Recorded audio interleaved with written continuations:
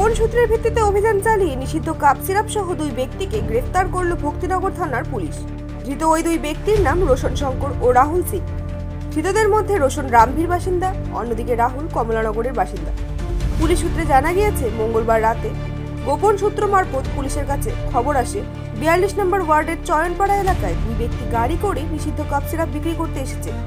এরপর পুলিশ অভিযান চালিয়ে প্রথমে দুই তরুণকে আটক করে। এরপর তাদের জিজ্ঞাসাবাদ করে একটি ব্যাগ উদ্ধার হয়।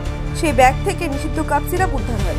কোথা থেকে তারা ওই নিষিদ্ধ কাপ সিরাপ নিয়ে এসেছিল তার তদন্ত শুরু করেছে পুলিশ।